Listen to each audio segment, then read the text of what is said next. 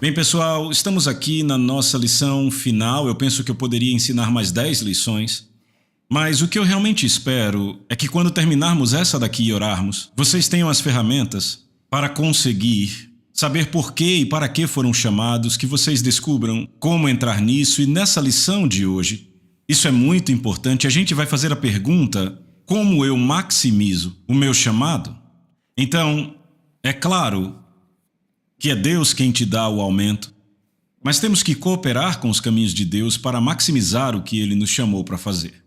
E essa sessão é muito importante, certo? Nós entendemos o refinamento, entendemos o ser guiado pelo Espírito, todos esses aspectos, mas como fazemos para maximizar? Bem, eu vou ter que ler muitas passagens aqui no início para estabelecer o que eu quero dizer. A primeira passagem, vamos voltar para Romanos 12:6, vejam isso. Tendo dons que diferem segundo a graça que Ele nos deu, usemos esses dons. Então vamos focar nisso, é preciso usá-los. Certo, eu quero destacar 3 palavras aqui e a primeira delas, eu destaco a palavra graça. Lembra que Paulo disse lá na primeira lição que tivemos que nosso chamado é segundo a graça de Deus? Você não pode cumprir o chamado de Deus em sua vida sem a graça. O problema é que a maioria das pessoas apenas vê a graça como um disfarce. Elas veem como um perdão de pecados, é claro, a salvação. Elas veem como um dom gratuito e imerecido. Veja, tudo isso é verdade. A graça de Deus perdoa os pecados, ela traz nossa salvação e você não consegue orar o suficiente para ter graça, certo? Mas o que muita gente não entende é que a graça também, ela também nos capacita para fazer o que não conseguimos fazer em nossa própria habilidade, certo? Então a minha definição de graça é a seguinte: é a capacitação de Deus que nos dá a capacidade para irmos além da nossa capacidade. 2 Coríntios 12:9, o próprio Deus diz ao apóstolo Paulo: a minha graça te basta porque o meu poder... Deus se refere à graça como poder. O meu poder se aperfeiçoa na sua fraqueza humana, na incapacidade humana. Pedro disse que a graça seja multiplicada em vocês, 2 Pedro 1, conforme seu divino poder. Pedro relaciona a graça de Deus ao poder divino, então é a capacitação de Deus que nos dá a habilidade de ir além. Uma segunda palavra que eu quero enfatizar aqui na passagem que diz que os dons diferem segundo a graça de Deus e nos diz para os usarmos, é a palavra dons. Dons vem da palavra grega, veja que graça é charis. Com um MA no final, nós temos carisma, certo? Então esta é a palavra para dons em Romanos 12:6. O que é isso? É um dom específico da graça que capacita um indivíduo a cumprir o que foi criado para fazer. Por exemplo, na minha vida, um dos carismas qual é? Escrever. Sabe, a minha nota no exame final do ensino médio em língua inglesa foi muito baixa. Todo esse tempo eu só conheci 2 pessoas que tiveram uma nota mais baixa do que eu nesse exame. Inglês era a pior matéria para mim no ensino médio, eu não escrevia nada. Imagina um capítulo. Mas ainda assim, quando Deus falou comigo em 1990, primeiro eu ri, eu disse: não, Deus, você deve ter se enganado, você tem tantos filhos na terra que você está confundindo os filhos. E aí eu não fiz nada, porque afinal eu não sei escrever. Bem, 10 meses depois, 2 mulheres me procuraram de 2 estados diferentes dizendo a mesma coisa: se você não escrever, John, Deus vai dar a mensagem a outra pessoa e você será julgado. Quando a segunda mulher na Flórida me disse o que a primeira mulher tinha dito algumas semanas antes, a primeira era do Texas, a segunda da Flórida, quando ela disse isso eu fui tomado pelo temor de Deus. É melhor eu escrever, então eu peguei uma folha branca de papel e eu coloquei contrato em cima, certo? E eu escrevi um contrato com Deus. E disse: Deus, eu acho que você está cometendo um grande erro. Eu não sei escrever. Então eu preciso de graça porque eu não consigo. E eu assinei o contrato. Se eu soubesse o que sei hoje, diria: eu preciso de carisma.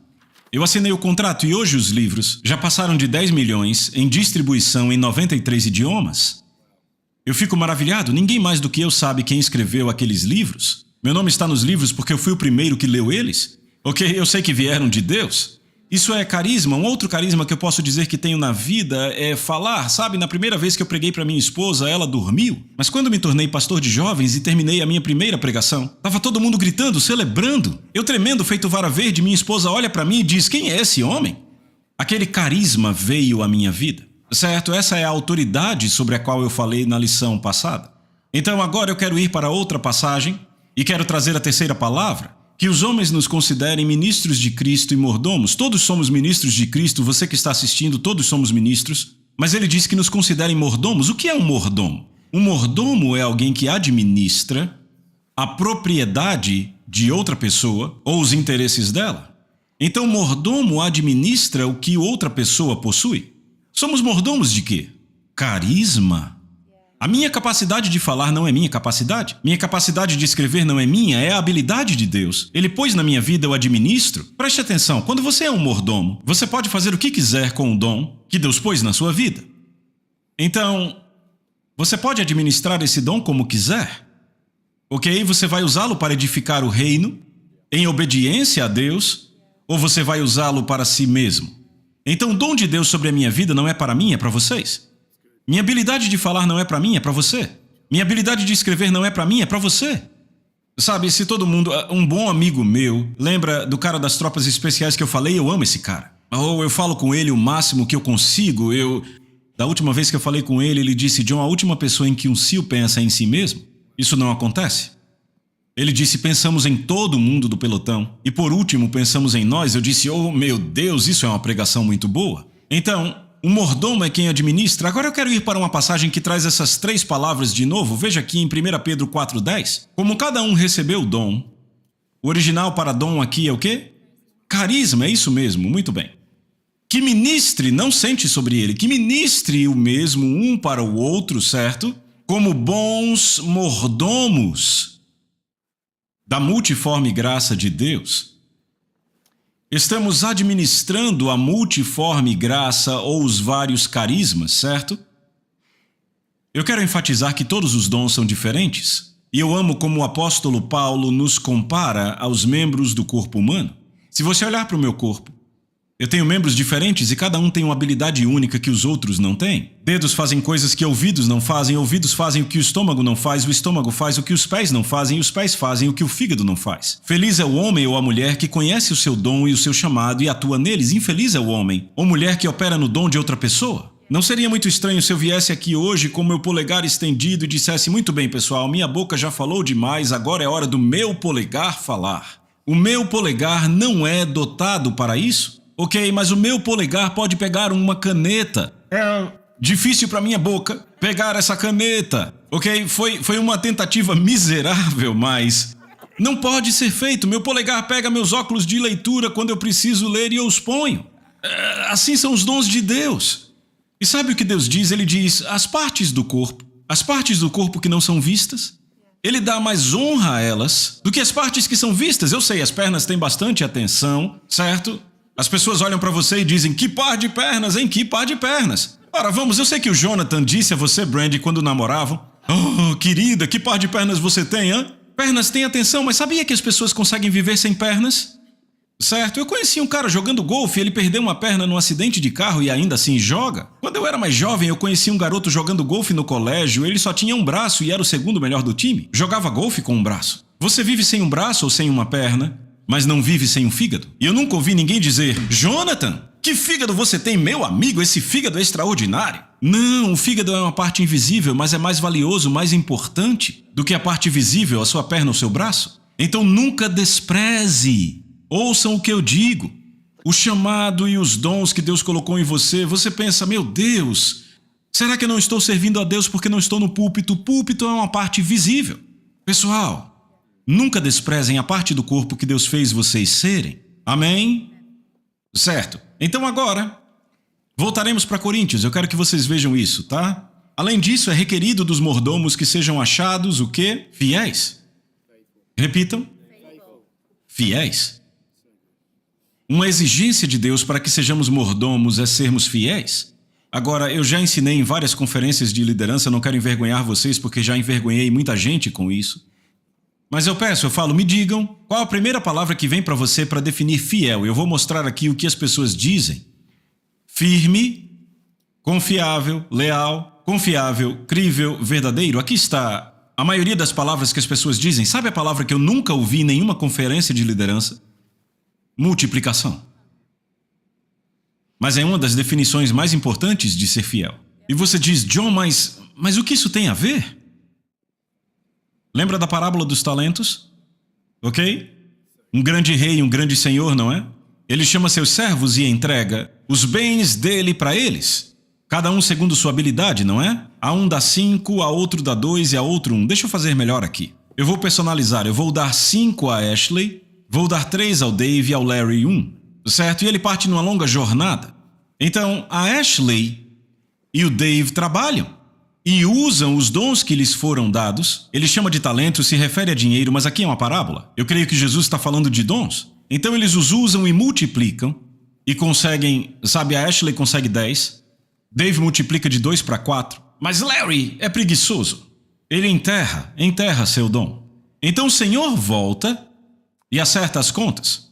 Ashley chega e diz: você me deu 5, aqui estão os 5 e mais 5, eu multipliquei o que você me deu. Sabe o que ele diz? Ele diz: muito bem, servo bom e fiel. Vejam isso. Você foi fiel? Não, peraí, qual foi a única coisa que ele disse que ela fez?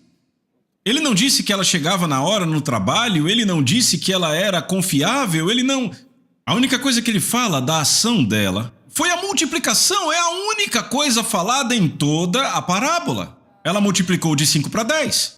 Você foi fiel, então Deus vê como ser fiel multiplicar o que ele confiou a você. Sobre o pouco eu lhe farei governar sobre muito, entra no deleite do teu Senhor. Com Dave é a mesma coisa, ele recebe exatamente a mesma recompensa. Muito bem, servo bom e fiel, certo? E então vem o Larry. Larry diz: aqui está seu 1 talento. Eu tive medo de você e aqui está o problema número 1. Ele tinha medo do mestre, não conhecia seu caráter. Ele não conhecia o caráter do seu mestre. Em nosso caso seria nosso pai, ok? Aquilo o paralisou, a intimidação em nossas vidas faz com que os dons fiquem dormentes.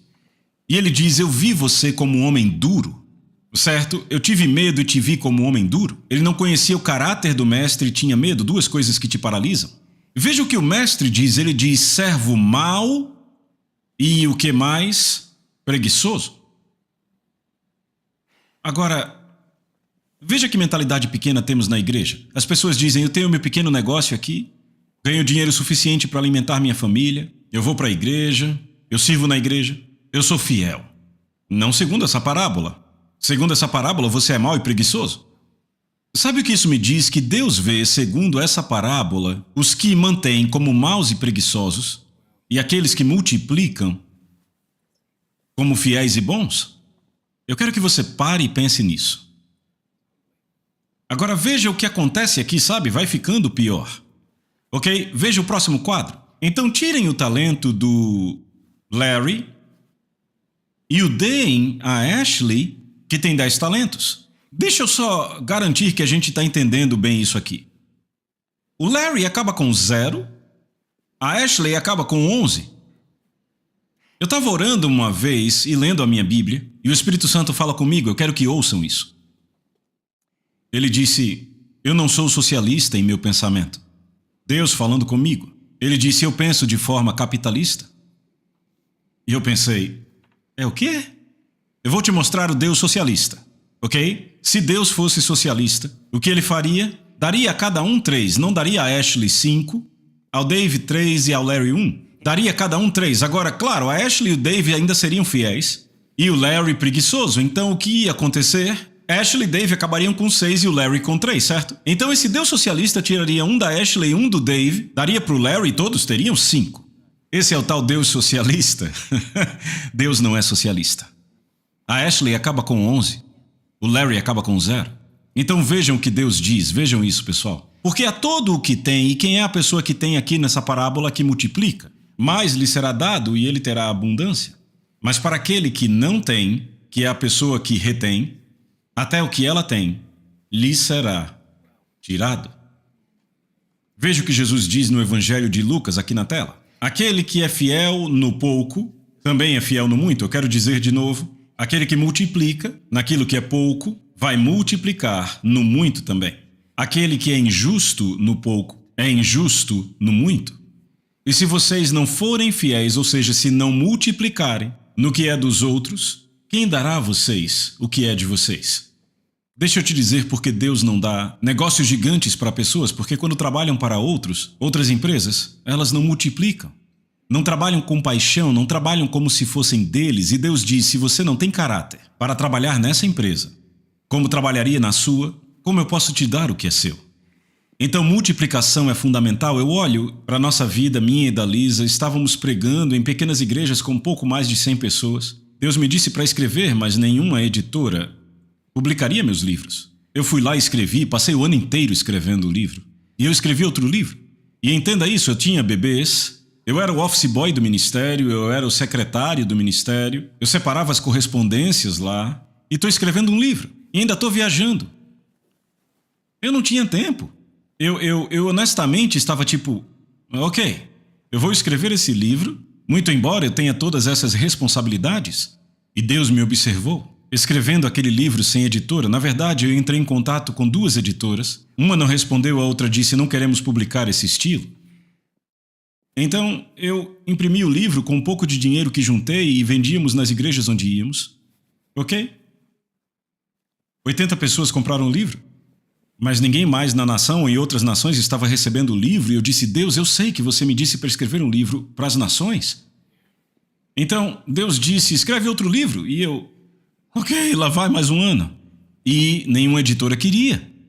E então uma editora pegou o 3º livro, A Isca de Satanás. Bem, o livro explodiu, agora já vendemos 2 milhões. E eu lembro que eu ficava frustrado porque em igrejas eu só conseguia pregar um capítulo de um livro. Um dia Deus disse, ele é fiel. Ele disse, eu quero que você crie estudos. E eu pregava 12, 30 mensagens, peguei uma empresa para fazer um guia de leitura profissional. O pessoal da minha equipe mandou esses estudos de Isca de Satanás e Debaixo de Suas Asas para algumas igrejas. As igrejas começaram a triplicar a sua frequência, sem brincadeira. E começaram a contar a outras igrejas e outras, e logo tínhamos mais de 20 mil igrejas usando nossos estudos. Um dia eu estava lá no meu porão, 31 de maio de 2010, e Deus me disse, você foi fiel com a comunidade de língua inglesa. E foi daí que toda essa mensagem veio. E ele disse, agora eu quero que essas mensagens cheguem a cada pastor e líder do mundo. Naquele ano entregamos 271.700 livros a pastores no mundo inteiro, acho que 54 países. No ano seguinte, 1,3 milhão. No ano seguinte doamos 2,4 milhões, no outro ano 2,7. Esse ano até o final serão 3,6 milhões, ao total são 12 milhões de recursos doados. Na verdade, se eu considerar o custo, são mais de 10 milhões em recursos por todo o mundo. Se alguém tivesse me dito que eu faria isso, 30 anos atrás eu teria uma crise de riso. Primeiro eu diria, eu não escrevo, então não virá nenhum livro sequer. Mas então um dia eu estava pesquisando no meu arquivo de profecias e eu percebi que eu tinha essa palavra profética que me foi dada no começo da década de 80. E dizia, você será uma árvore que nutre e nações vão se beneficiar e amadurecer a partir dela. Ele disse, eu levanto um exército de pessoas para estar com você na obra que eu te chamei para fazer. E eu ali sentado, olhando para aquilo, pensei, esse foi o vislumbre que ele me deu. E agora aqui está sendo cumprido. E eu só tenho 57 anos. Meu Deus, o que será daqui a 10 anos? Mas Deus espera que nos multipliquemos. O primeiro comando foi sede fecundos e multiplicais, não tem a ver só com bebês. Ele diz, tudo que eu der a você, quando você devolver, que seja multiplicado. Agora eu quero te mostrar essa passagem. Apocalipse 17:14, isso vai unir tudo. Você está pronto para isso? Você está pronto para essa passagem? O Cordeiro os vencerá, porque ele é o Senhor dos senhores e o Rei dos reis, e os que estão com ele são chamados, lembrem, chamados, escolhidos, já falamos, escolhidos, e fiéis. Chamados, pagaram preço para serem escolhidos, e uma vez escolhidos, eles multiplicaram. E são estes que estarão com o Cordeiro quando ele voltar e derrotar o anticristo. Isso não é maravilhoso? Deixa eu mostrar uma última passagem. Isso está em Romanos 11:29. Eu quero que você anote aí nas suas anotações. Porque os dons de Deus e o seu chamado são irrevogáveis. Lembra que eu disse que não é tarde demais? Não é tarde demais. Não é tarde demais para fazer o que Deus te criou para fazer. Eu preguei isso numa conferência na Hillsong anos atrás. E uma pastora ficou furiosa. Ela era uma pastora e ela foi falar com o nosso representante australiano no hotel depois do culto. Ela disse, ele não pode estar falando sério com aquilo que ele disse lá. Nosso representante australiano disse, sim, ele está falando sério, ele sempre quer dizer o que diz. Por que você está tão furiosa? Ela disse, bem, quando eu era jovem eu tinha sonhos e visões, ambos, de mim mesma ministrando ao povo nas Filipinas. Ela disse, eu tenho sido pastora-presidente da mesma igreja na Austrália há 35 anos. E o nosso representante na Austrália disse, o que você vai fazer sobre isso? Ela não sabia o que dizer. Descobrimos que um ano mais tarde ela entregou a igreja ao seu pastor auxiliar logo depois daquilo. E ela está nas Filipinas e ela disse exatamente assim: eu estou tendo o melhor tempo da minha vida. O que significa dizer que os dons de Deus são irrevogáveis? Ele nunca se arrepende da extensão da sua graça ou muda de ideia. Lá estava ela, tinha sido pastora há 35 anos. Deus nunca mudou de ideia sobre as Filipinas. E agora lá está ela nas Filipinas. Eu penso no Bill e na Patrícia. Ele trabalhou conosco no TI até chegar aos 50 anos. E agora lá está ele na África, impactando toda a África Ocidental. Os dons e chamados de Deus são irrevogáveis. E então aqui estão as boas notícias, não importa a sua idade, em que ponto você está na vida. Apenas comece a buscar a Deus diligentemente, pague o preço e obedeça a Ele, e então multiplique o que Ele te confiou. Você será então uma pessoa realizada e você será uma daquelas que estará com o Cordeiro, entre os chamados, escolhidos e fiéis. Vocês gostaram? Eu quero orar por vocês. Eu quero orar para que você cumpra o chamado de Deus para a sua vida. Eu preciso de você. Nós precisamos que vocês cumpram o chamado de Deus em sua vida. Porque sabe, se só 20% do meu corpo está funcionando, eu não tenho um corpo muito feliz. Mas se 100% do meu corpo físico funciona perfeitamente porque Deus criou dessa forma, eu estarei muito bem. Eu sei que Jesus deseja muito que 100% do seu corpo esteja funcionando plenamente. Então vamos te levar a esse lugar, precisamos de você nele. Pai, em nome de Jesus, eu oro por cada pessoa que ouve o som da minha voz. Pai, oro também por essas 5 pessoas preciosas que estão ao redor da mesa, por todos que estão assistindo online, por vídeo, onde quer que estejam participando. Eu oro em nome do Senhor Jesus Cristo, para que vocês ouçam do céu e saibam exatamente os próximos passos que devem tomar, e que vocês possam cumprir e multiplicar no seu chamado. Eu oro, Pai, em nome de Jesus, para que os obstáculos e empecilhos sejam removidos e oro para que a sua presença venha sobre eles agora e que você fale com eles agora mesmo, Senhor. E fale aos seus corações sobre o chamado animador e emocionante que o Senhor colocou nas vidas deles. Eu peço isso no poderoso nome de Jesus. Amém. Uma última palavra eu quero dizer. Nunca tema o chamado de Deus sobre a sua vida. Porque eu te digo, tem uma passagem que eu amo, diz: deleita-te no Senhor e Ele dará os desejos do teu coração. O que isso significa? Ele vai pôr os desejos dele lá. Eu vi as pessoas no ministério e eu pensava, a última coisa que eu quero na minha vida é entrar no ministério. Mas hoje eu não consigo pensar em mais nada que eu poderia estar fazendo agora. Eu lembro que naquela época eu queria jogar tênis profissionalmente ou golfe profissionalmente. Mas eu te digo, mesmo quando eu era jovem com meu carrinho velho dirigindo para cima e para baixo, dirigindo com 2 crianças pequenas no banco de trás, eu já era tão feliz e realizado quanto poderia ser. Sim, eu tive provas e tribulações, mas eu era realizado porque eu estava cumprindo os desejos que Ele pôs dentro de mim. Não tenha medo do chamado que Deus pôs em sua vida. Você será a pessoa mais feliz, mais realizada, mais satisfeita, porque você está fazendo o que Ele te criou para fazer. Muito obrigado por investir em você mesmo, para que todos que possam ser impactados pelo seu ministério sejam impactados. Eu me alegro muito por trabalhar com você nesse grande campo de colheita, no qual podemos trabalhar para o nosso Senhor Jesus Cristo. Eu desejo o melhor para você, em nome de Jesus. Ok?